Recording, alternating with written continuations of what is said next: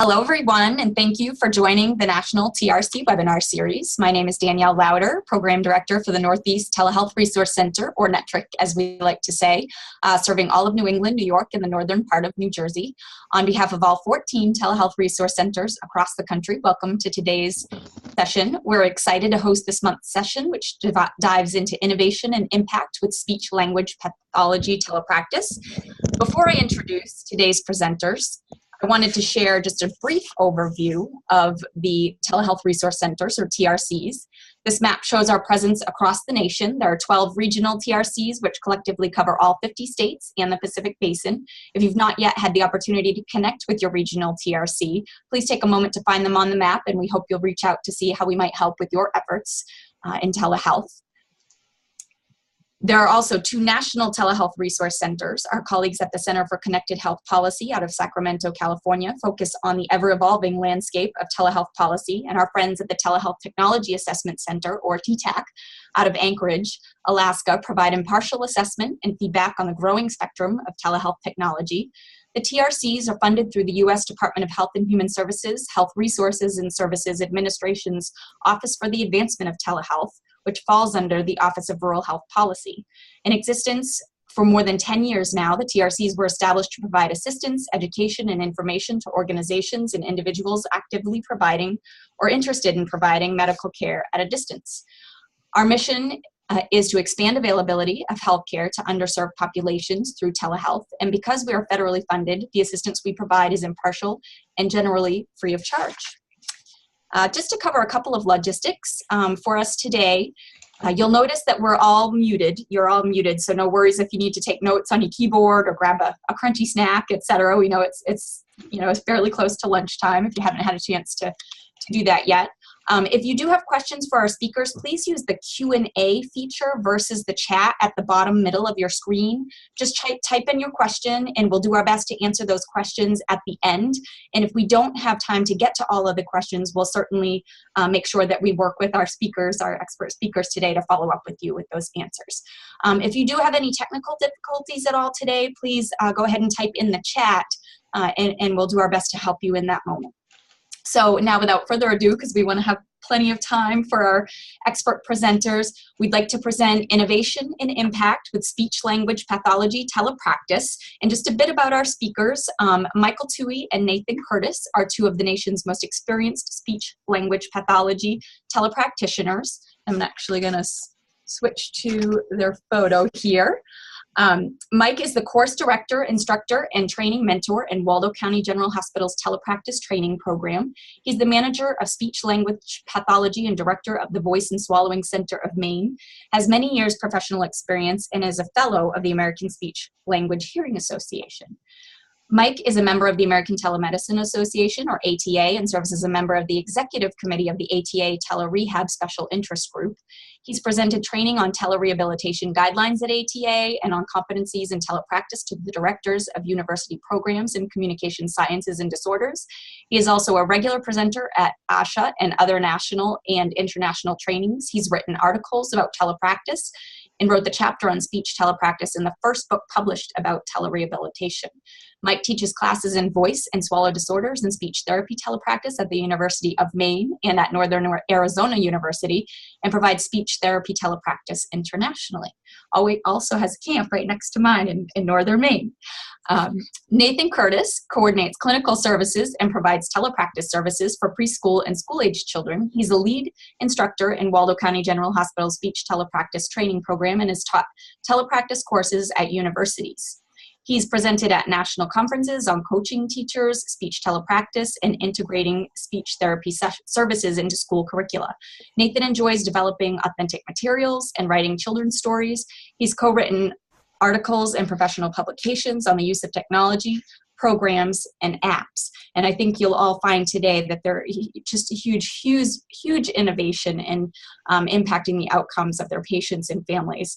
We've got quite the ambitious agenda here for you all today because they have so much great information to share. But these are our primary objectives: discuss web-based approaches, applications, and virtual materials, which allow extension of treatment at home and in other settings, share how these methods help improve engagement and outcomes, learn bedrock clinical principles applied to telepractice and techniques to engage a variety of age groups, identify clinician and e-helper competencies in coaching with telepractice, and highlight key program results and share patient, caregiver, and e-helper feedback. So with that, I would love to provide our most genuine thank you for both Mike and Nathan for joining us and sharing your time and expertise with us here today. I'm going to go ahead and stop sharing my screen so that you can share yours, Nathan. I'm going to start with Mike. Okay. I'm trying to find out.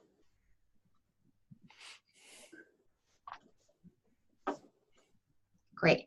All right, we on? You are on. Thank you, Danielle. I'll look forward to seeing you on the lake in a couple of weeks as the weather's been good.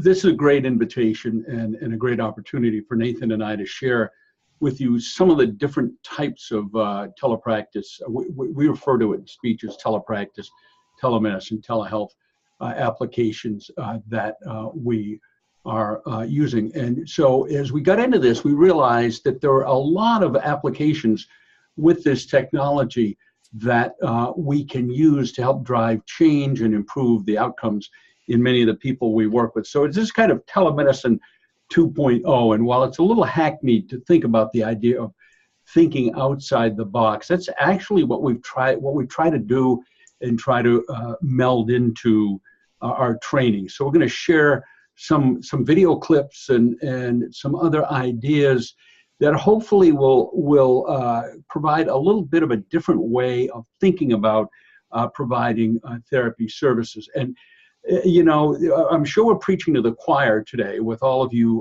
online, but telepractice is, I look at it, or telemedicine, kind of like the smartphones and of 20 years ago. You know, it started out just a few at a time over 10 years, and then suddenly it exploded, and so everybody had the cell phones, and I think that's kind of what we're looking at with telemedicine. And I think this little quote up here from Jonathan Linkage from the AT, I think is so true, and we're starting to see that now. My wife, who's a retired school teacher, even is utilizing online medicine services, just telemedicine services.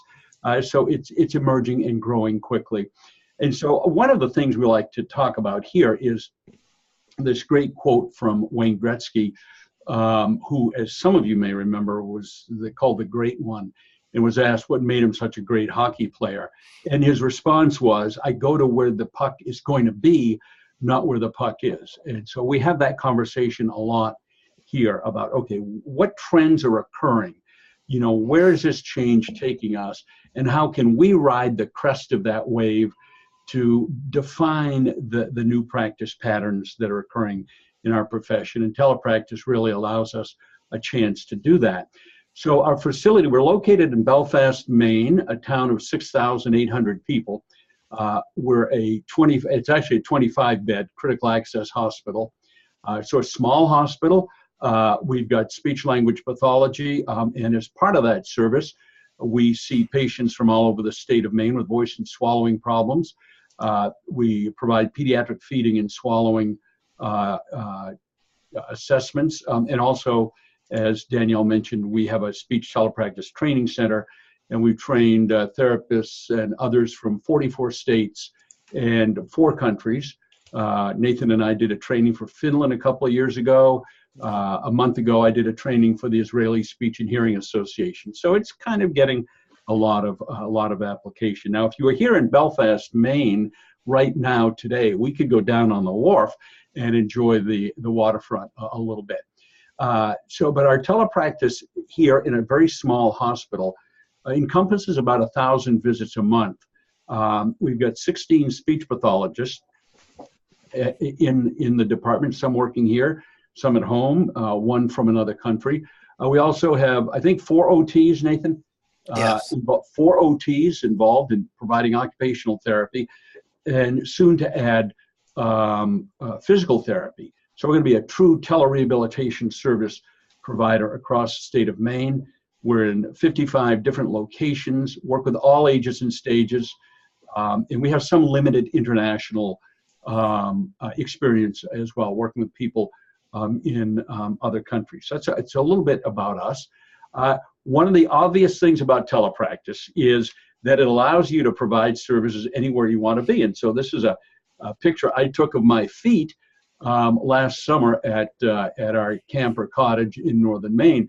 And what's great about telepractice, of course, is you can sit outside at the beach, but you can also go in on the porch and provide treatment and telepractice visits, and nobody really knows where you are. So that's absolutely one application of telepractice. Something I just want to mention that I think is important, and I'm sure most of the people on this call know this, but we often see on our professional listservs people saying, I'm using a HIPAA-compliant platform. And what we're trying to point out to people is it's really not the platform that's HIPAA-compliant. It's based on your policies and procedures. And so at least in our profession of speech pathology, that's a big missing link, because a lot of people don't have policies and procedures written that address security and confidentiality issues. So I'll get off that soapbox and move along. So let me show you some things that we've been doing. So one of them is how can we bring in specialists to help people with specialized needs who may not be able to easily travel to a specialty center 4 hours away. And so this is a woman in New York City. She's a clinical specialist.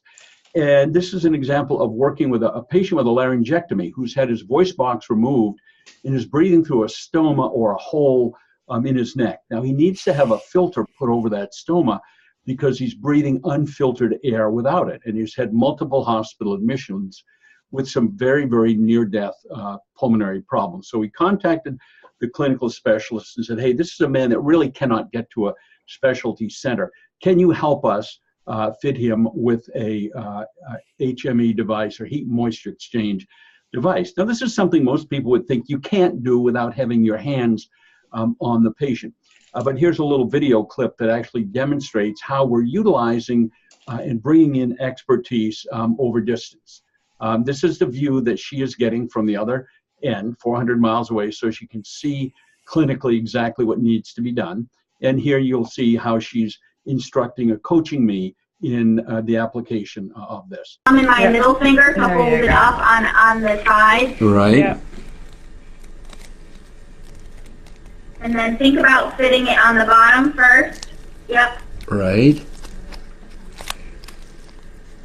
And then, yep, just attach it to the skin, however you have it. This is the first time.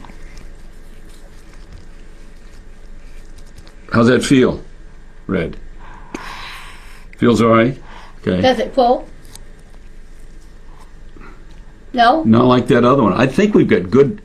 I think you got good. Look at that. It really does look pretty good. The Flexiderm is some of those cracks and folds in there. That actually does nice. I mean, it does fit. Yeah, it does. That wasn't as hard as I thought it was going to be, Lindsay. Yeah, I'm totally surprised because I can't put saran wrap over leftovers in the refrigerator. And so could I have done this without that coach? Yeah, probably, but it made it a lot easier. We had this all done for this patient in a half hour. And following that, he'd had no more hospital admissions due to pulmonary problems. So kind of a different way to think about things. Then we extended that out. So I just popped this in the same way as we've done the other ones, right? Is that right? yes. Okay, thanks, Coach. So this is a little harder to get in because I don't have anything to hang on to. So I just You can push in. Push in and turn a little. Yeah, you kind of wiggle it in.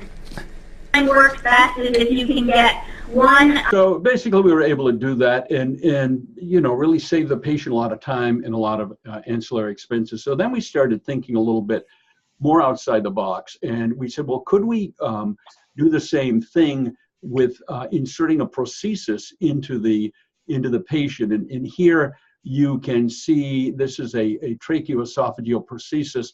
A little plastic tube that goes through the stoma into the esophagus allows a patient to put air into the pharyngeal spaces to produce what sounds like esophageal speech. So we contacted a clinical specialist at an out-of-state specialty center who actually had worked with this patient, knew the size of the device, said, okay, let's see if we can try to do this online. And so this is totally unrehearsed, literally right out of the box as it occurs. And another video of showing a unique application of things.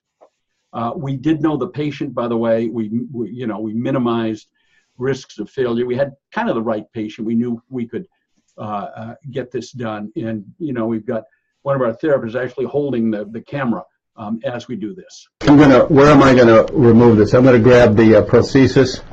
Yeah, and the washer at the same time, and then lock your hemostat. Okay. Can you move that up a little bit, Danielle? There you go. Yeah, lock your hemostat. Got it. Good. Now you got your valve in your other hand. What other valve? What do you mean the other valve? The stick, the one you have. Prosthesis? Jeez, God. Yeah, I guess so. Yeah, I've got it. Oh, yeah. Stick it right in. Keep going. You don't want to get in. Time to get light, straight pressure. I don't see the fistula. There we go. Okay. Good. Melted. It shouldn't. Yeah, it seems to turn all right. Like the way I'm turning it now, Glenn, can you see that? So we had that all done in 30 minutes, saved the patient 8 hours of driving time. And again, that's the first time that had ever been done in the United States. I actually thought it was the first time it had ever been done anywhere, but I did a literature search and found out it had been done one previous time in another country. But again, kind of thinking about different ways to provide services to patients. So lots of the objections that we hear about telepractice or telemedicine are kind of self-imposed. And people say, yeah, but my therapy approach, I really have to have my hands on the patient. So this is a video of where we're actually doing an assessment of the patient's laryngeal structures, muscle function in structure. It's called circumlaryngeal palpation. This is done in real time. And we had a little bit of degradation on the video here, but I think you'll get the idea. So this man had contacted us via the internet. He'd had a medical review. He had a voice disorder. He's got a problem with his voice. He's a professional speaker. Interestingly, when we talked about reimbursement, he said, did your hospital take PayPal?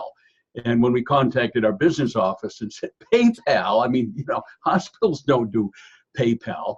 He happened to be located right off the coast of Africa on Madagascar. And so we were able to connect with him, extremely good video connection.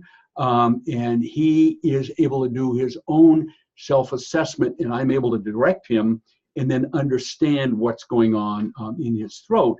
And the idea for this came from Trevor Russell.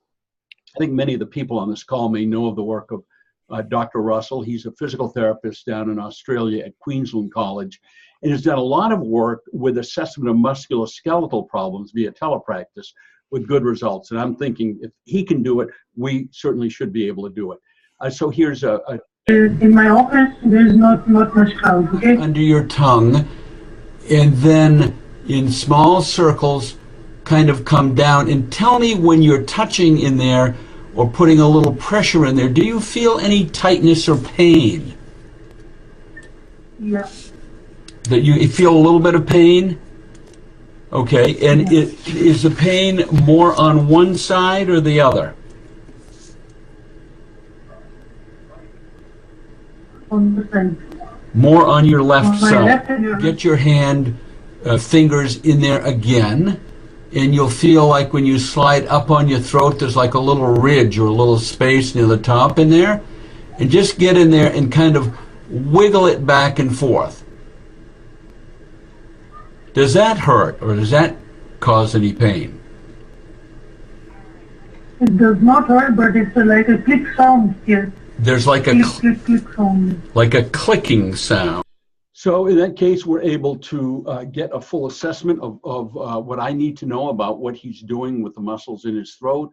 And again, one of those situations where we don't have to have hands on the patient.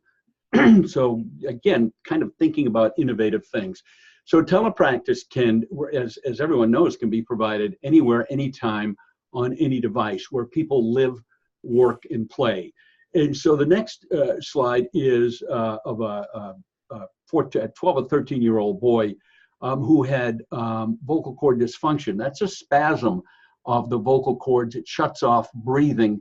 and it's triggered by, in his case, exercise. It's not a disorder. I mean, it's not a disease, but a disorder. So we typically treat these patients in 1 or 2 visits, and nationally they may take 6 or 8 visits, but we're able to do an initial evaluation, then see them by telepractice. And I actually record some of the treatment session and upload it. So we routinely do that. So the patient and family then can look at the instructions or the treatment anytime they want. And so we said, okay, Finnegan, we know what to do. Let's see if we can evaluate you or do another treatment next Thursday afternoon. And he said, I can. I've got soccer practice every afternoon. I said, terrific. We'll treat you during soccer practice. So let's see you at 4 o'clock. Take a little break from practice.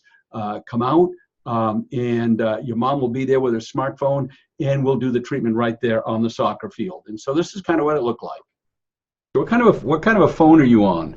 I'm on iPhone 6. iPhone 6. Wow, up to date. Really amazing video quality. Amazing. Oh, good. Yeah, really amazing. So, so this is fairly easy to connect, Kathleen. That's perfect. No problem at all. Just clicked. Okay. All right, Finnegan. So you're right in the middle of practice, huh? Yeah. Okay. Well, give me a little update on how you're doing on your breathing and cough and all that sort of stuff. And We've been practicing for about 15 minutes. Yeah. Around 15 minutes, and I've only coughed once. I stopped once. So. Okay. Okay. So how are you controlling your cough? What's working for you? Like when you're not at practice, just practicing at home and that sort of stuff. You do that sometimes? Yeah. Okay. So what you might want to, what I would recommend is... That's an example of kind of a neat application of things, putting the treatment right where people live and work, and that really makes things more salient and helps drive change. The next video I'm going to share with you is a professional singer. She was singing at a club in southern Maine. She's from out of the country. She was on a 1.5-month contract. She had developed a voice disorder and lesions on her vocal folds. She was seen in Boston by a specialist who referred her to us. We received the referral at 10 o'clock in the morning, and by 1 o'clock in the afternoon, we had her in treatment, but via telemedicine. We treated her successfully several times. She didn't miss any performances, but then she started to have some trouble. And so I'm thinking, okay, we need to bring in more expertise. So we actually were able to bring in a singing voice specialist. And the video here is not of that, but shows why I thought we needed to do something different. It's very more singing. When I'm on the voice, like tonight I'm scared for my voice. Vocal folds, the bump. Okay. So I don't know how to get around the speaking side of things. All right. Well, let's peel it back a little bit, Kim. I know about my grandfather. All right. Is that what your voice does when it starts getting kind of? It gets crackling. Even if I'm trying to talk like this right now, it's just tired. So I don't know how to change that. So that picture right there told me that this lady really needed a little more help. So that actually was done on a Saturday morning at I think it was 10 o'clock. I then contacted a singing voice specialist from out of state. I said, Mary, you've got to help this woman. And so we reconnected at 1 that afternoon. So that is, like, to me, amazing that we're able to bring in this specialist almost, within just a couple of hours, worked with her and actually fixed her voice. And so there's the therapist, singing voice specialist, and there's the singer, all working together. And she made a full recovery. She completed her contract, went on to sing in Mexico for this winter with no further voice problems. And she sent a really nice note to the referring specialist from out of state, thanking the doctor for referral for telepractice services. And that's an example where this woman probably wouldn't have been able to get the kind of specialized voice treatment she needed without access to the telepractice. And then another example of where people live, work, and play. This is kind of a fun one for me. This is a music teacher who teaches middle school music. He's got a voice disorder. We treated him a couple of times here. We said, fine, let's put this inside your classroom. So we set up the laptop computer right inside the classroom. I'm able to coach him and instruct him on his voice use as he's working in a real situation. And there's a great piece of music at the end of this video, so don't miss it. Whoops, here we go. I've got to manually start this, I guess.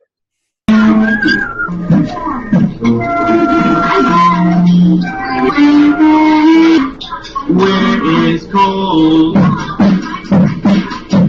The only person who's supposed to be playing is the one I call on, remember? Is Natty. Where is Eric?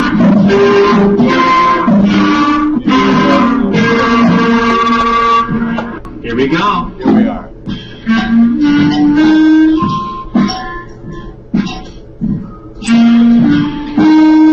Stirring rendition of the scene. Tough job.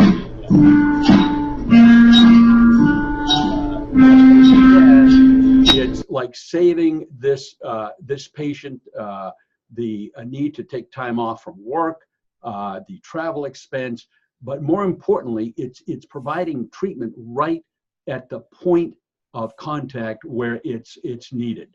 And so then an example of an international treatment that we did was connecting to a man in India who'd had a stroke and had some problems with his speech from the stroke.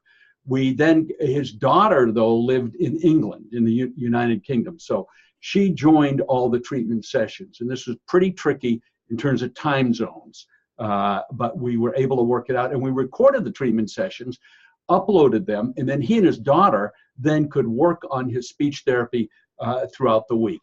And so here's a video. This is from so he's in India. There's his wife. She looked a little grumpy for most of it, but she was happy at the end. Here's his daughter in the UK, and this is that's me. And we're doing this with one of our other therapists. So you see a little example of this. Learning a lot, and we didn't quite. I'm sorry. Let me bring that back a little bit.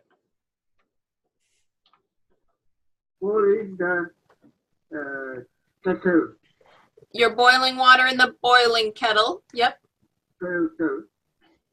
Milk was and tea leaf and sugar. Than how I make tea, but I understand that's how you make tea.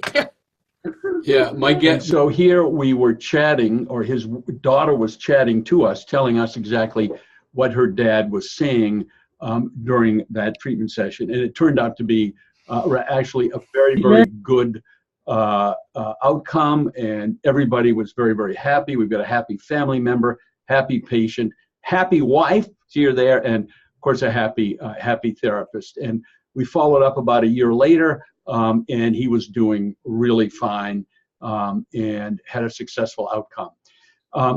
Something else that we do fairly frequently is utilize screen capture and actually record treatment sessions. These are inexpensive systems to use. Many of you are probably familiar with ScreenFlow or Camtasia. And the idea is we capture, edit it, and then convert this to a video and upload it, so patients then can actually be involved in their own treatment whenever they want. And so the screen kind of looks like this. You know, you load up your video clip, you know, do whatever editing that you need to do. You can add in comments about what needs to be done in the therapy, give feedback to the patient, do voiceover things, then convert it to whatever file format you want, and then can upload it. And that's just a quick sample of how that would work. Hi everyone, Saturday afternoon, and looking forward to seeing everyone later this week. I thought I would just give a quick demonstration of screen capture and recording. This is my grandson. Look at that, isn't that a good fish? That's up at our summer place, but then look at that, there's a beer bottle in the boat. Oh boy, we better get rid of that. The magic of Photoshop. So isn't it? The idea there is that we can record these sessions. We don't have to give patients written information anymore. we can actually show them what to do, and then they can practice it. So we encourage you to do this the easy way. And here's an example where we recorded something with a patient in the clinic, then uploaded it for him. So he didn't have to remember instructions, he could actually see it. Now let me see if we've got the video here. Here it is. Do a swallow multiple times with your tongue sticking out a little bit. This is a cancer patient. That creates more effort back here at the base of the tongue, which is what we're trying to target. You need something to trigger a swallow. If you can swallow with your tongue slightly protruded with nothing in your mouth, just dry swallow, do it. That's the way I was trying to do it. So what we do with that is the patient has a very, very powerful feedback tool, and it becomes very effective. When we look at our outcomes with the National Outcome Measurement System, it's a nationwide tracking thing for speech, we're seeing that our telepractice here at Waldo County General Hospital across different disorders is better than or exceeds outcomes in traditional tabletop therapy when compared to other facilities across the United States. And our total hours of treatment for these children, these are 3 to 5-year-old children, are less than what would be found in another clinic somewhere else. So that concludes my comments, and it's very interesting that as we get into things, and Nathan is going to pick up on things now, and you're going to see some really, really interesting things, really creative things that Nathan and our colleagues here are doing in a telepractice. So Nathan, there you go.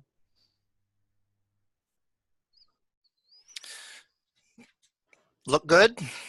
Here we are. All right. So welcome, everyone. I just wanted to point out initially that ASHA has an awful lot of information on a teleportal, and it's a great resource for you to tap into. When we started 10 years ago thinking about telepractice, what we heard were all of these barriers to it. There was no blueprint for it back then, and we heard things like, you just can't make personal connections with people with telepractice, and telepractice doesn't allow for the collaboration or partnerships that we're typically accustomed to. And it must be expensive, and of course, it's a last-ditch effort because the quality is there and I'm not sure of the effectiveness. And those were all things staring at us as we were trying to create this program. And what we have done, and over the course of time, is actually those are all our foundations. All of those potential barriers are really the foundations that we use in telepractice, because telepractice is not really about the technology. It's just the portal in. Telepractice is really about finding ways to make those personal connections, to build those collaborations and partnerships. Today I have a few minutes and I wanted to share kind of our recipe, how we've gone about doing that. And in speech pathology, we talk about having our Cs, our Certificate of Clinical Competence. So I kind of took the Cs and moved it over to thinking about telepractice. When we first started with telepractice, we focused so much on the clinical, the clinician competencies, but doing the site visits and all, I realized that unless we have a balance of other things in place, you can't have effective telepractice happening. So I want to start talking a little bit about building a community.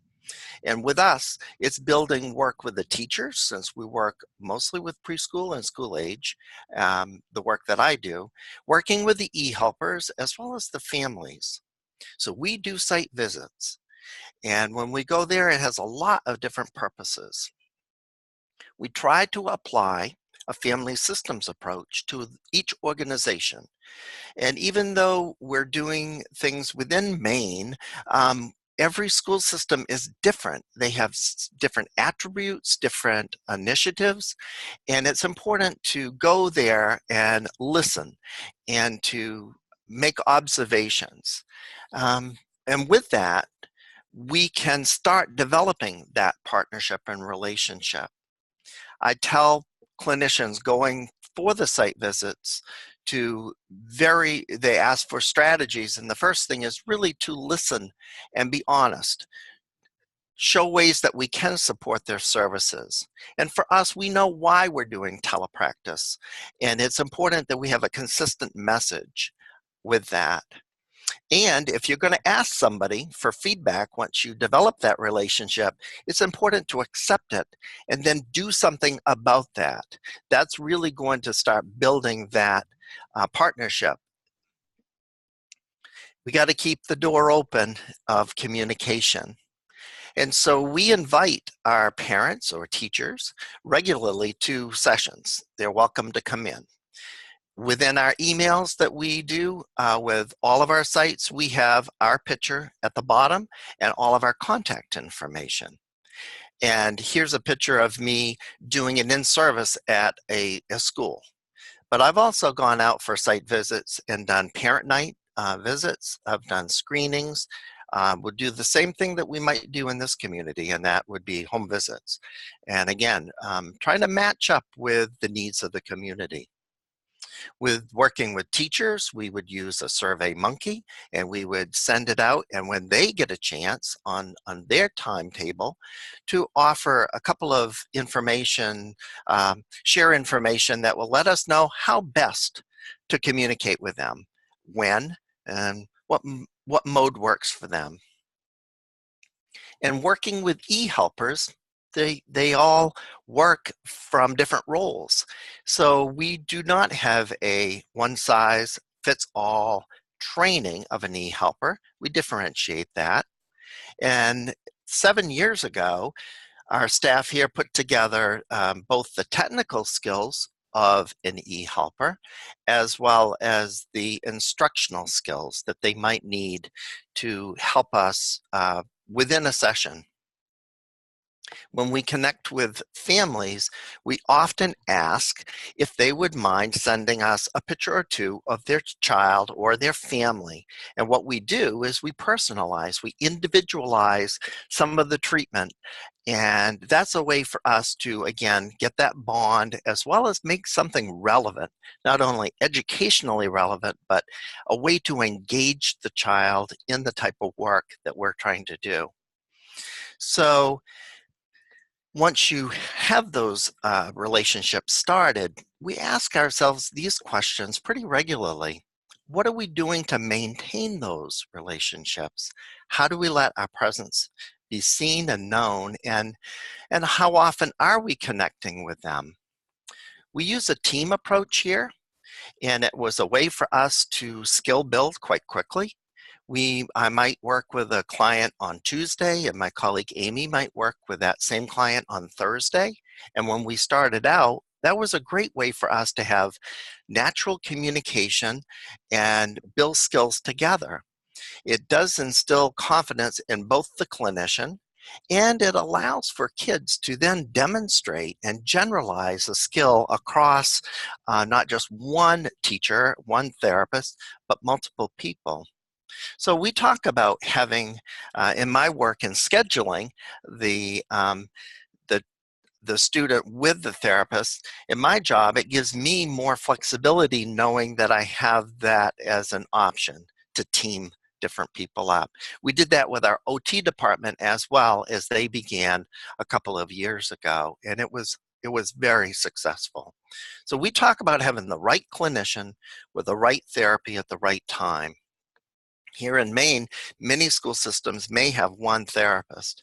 Isn't it great that we could offer a team of 5, and we can have a person with a specialty in autism or specialty with AUGCOM be able to work with that specific client? And here we are in the teacher's room. Here's some contact information, and people can see that we're in the building, that we're working, and here's how to connect with us. All in all, we're trying to build champions. Champions are the people who know those barriers that may be present in their school, and they kind of eliminate them for us. They work with us. They make things go easier. And it's important for us to to make our work educationally relevant. So when we do site visits, we may drop off materials. We may get some materials that the kids are working on. I usually bring some food, that's always welcomed. And we do things like giving out certificates to our e-helpers to thank them for their work, to honor their work. And then we give out a higher level certificate for people who are the champions, who are the leaders there. So we use green screens, as you can see mine today. It's a way for us to brand services. But it is great when I'm working with my preschool students to see their playground in the background.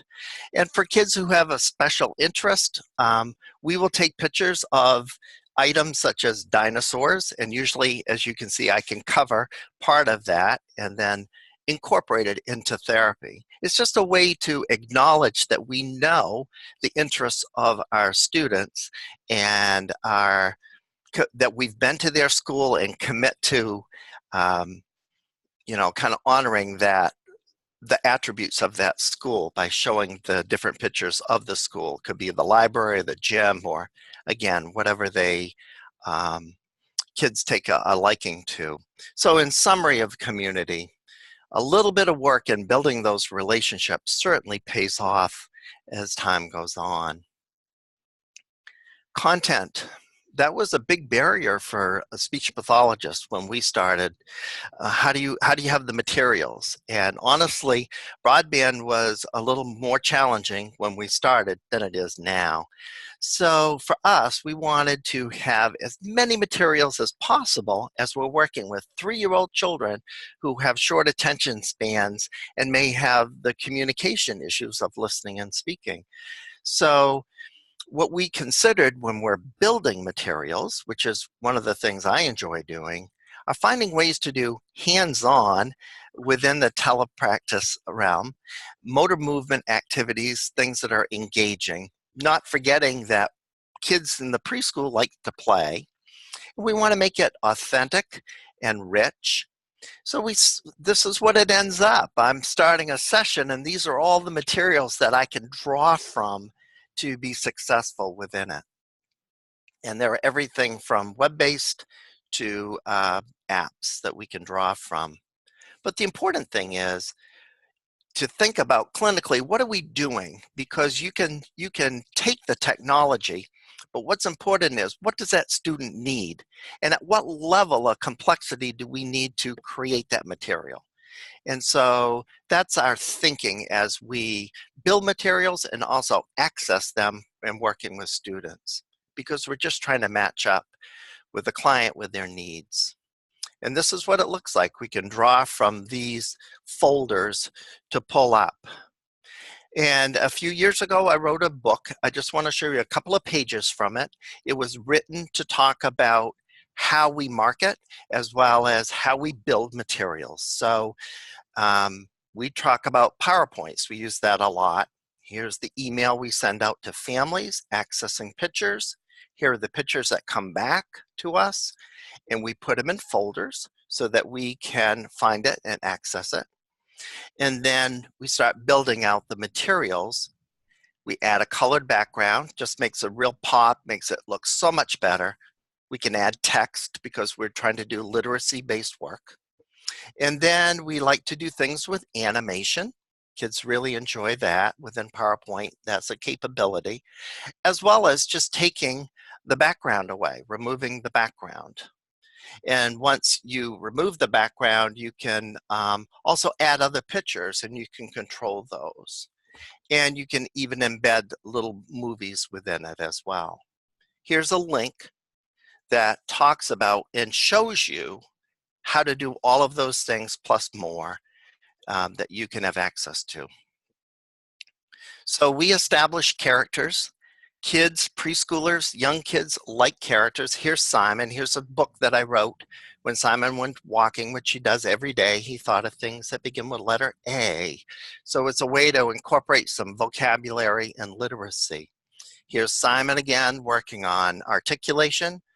And we do a lot of deliberate practice. Here's pa, pa, pa, pa, pa. And of course, he cleans it up and we go to the next consonant vowel. Here we are with looking for automaticity, goats, goats, goats, goats, goats. And here we are. Yay! Good job! Doing a cheer at the end. Using animation, we can work on some S-blends. And here we can work on S-blends by just eliminating a picture. And because you want to have a variety of materials, these things work really well for the kids. So here's a final consonant deletion. And my preschoolers like to put things in boxes, so we took it over from tabletop to the teletherapy realm by creating those. Using annotation, we can do some basic games that we might do in person. For how close are you to hitting your target? We can have kids use some things around that. But here's a way for us to just kind of embed. Using animation, we can work on a variety of activities. And we try to put some videos in. Me as a clinician can also be like a teacher at school. Once kids get to know us, they like to see pictures of us as well. So here are just some examples of some authentic materials that can work on different verb tenses. Here are some pictures we took around the hospital working on problem solving. There's no text there because some of my kids would read, but they may not be able to interpret pictures, so we do a combination of things. So it's just a wide variety of evidence-based materials, applying it over to telepractice. Here's some tier 2 words. We work on those, and then we fold into comprehension activities at the end. So those are some of the authentic materials. Epic. When you think of web-based materials, Epic is a resource, it's a subscription. It offers a lot of great books, and you can actually... There once was a bear so filled with love and happiness that whenever he roamed the forest... Or it can be read to them. There are videos within Epic as well, and it's a great resource in terms of extending therapy. Parents can grab onto that, and they can have a subscription and complete the activities beyond the speech therapy session. Storyline Online, there are a lot of wordless videos that we use, and then we do different templates to work on narrative structures with kids, as well as story grammar marker activities. Go Noodle is an activity that a lot of schools are using, and we use it as well. There are some literacy activities, and clap it out.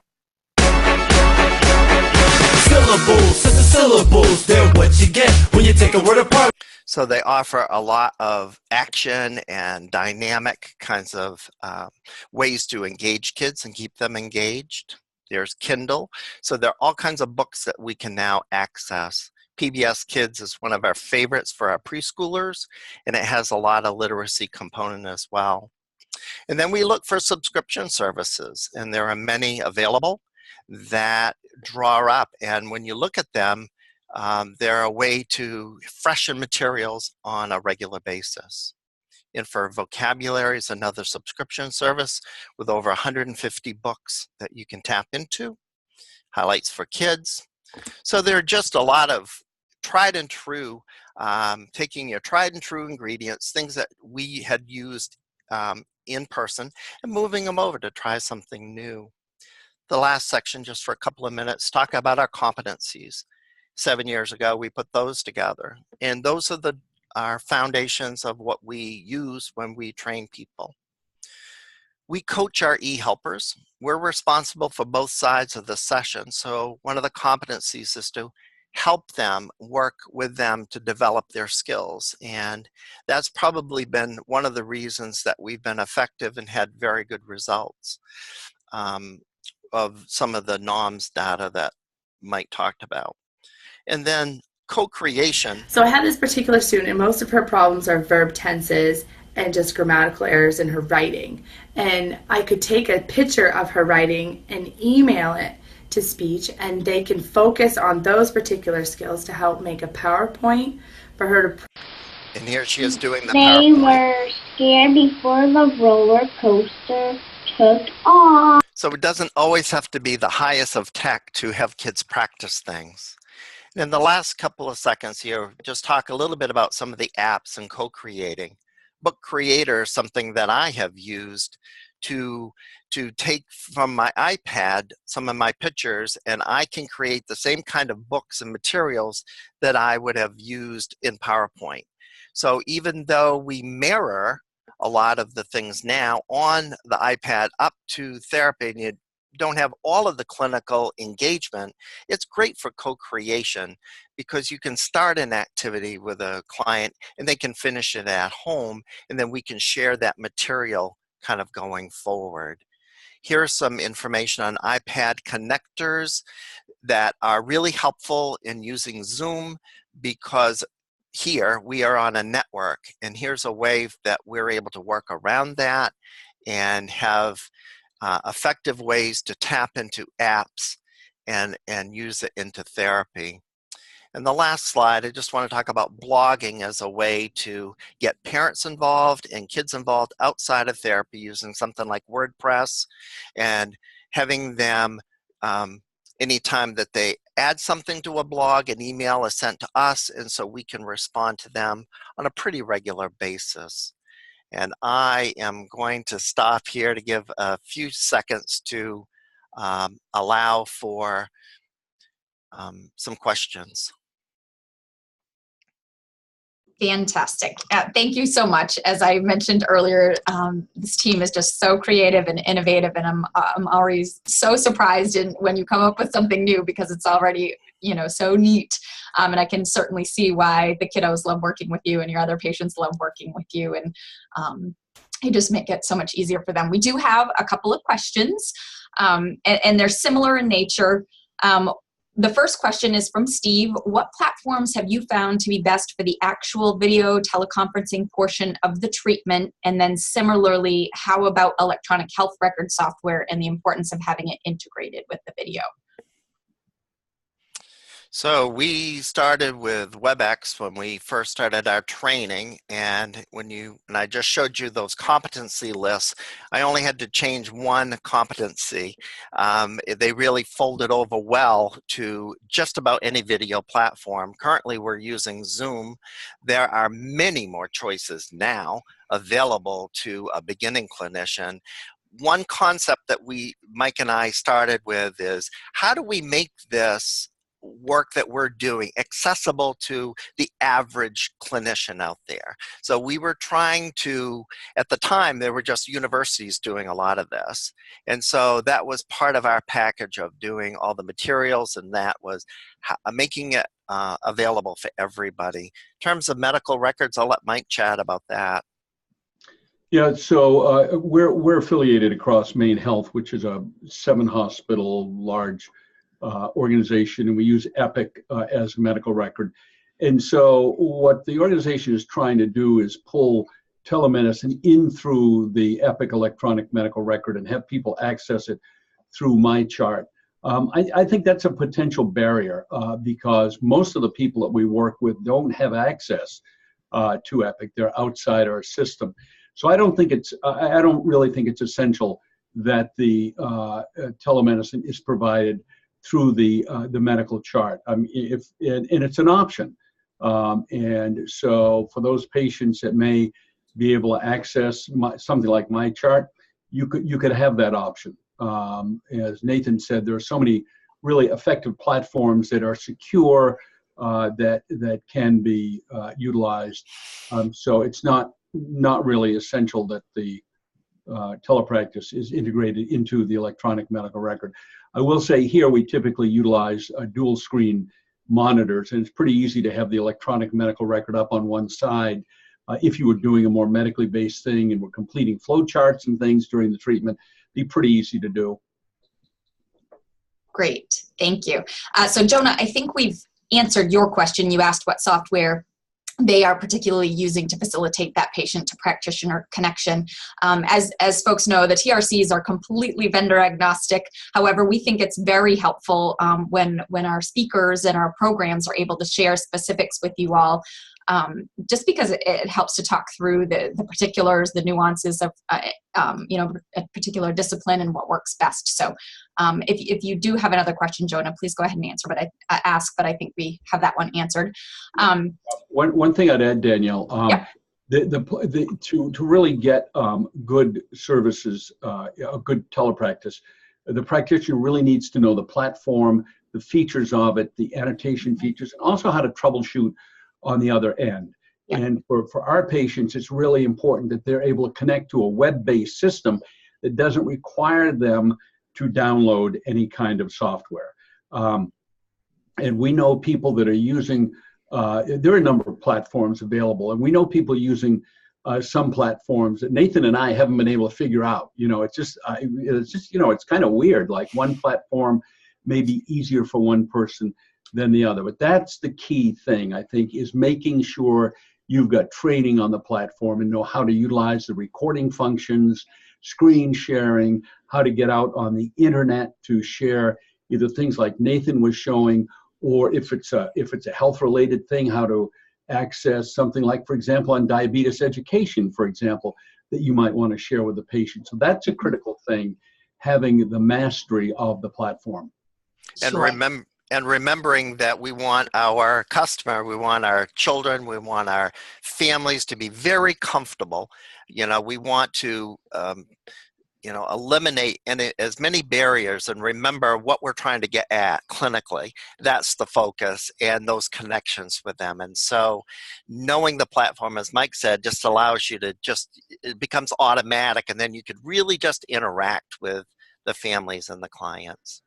Absolutely. Great point. So this is an easy one. Amy asks, would you please show the YouTube link address once more for building PowerPoint materials? And I noted that you included several great resources. So with Nathan and Mike's permission, we'll send out a cleaned up version of the PowerPoint so everybody will have access to that. So that's an easy one. That's great. This is a bit tougher one. And there's two questions that are very much alike. How does reimbursement work / our telemedicine services with speech language, a payable service in your state? So so Maine has very progressive, robust coverage for telerehabilitation. So Maine was the 9th state to pass a parity law, which requires insurance companies to pay for services which otherwise would be paid for in office.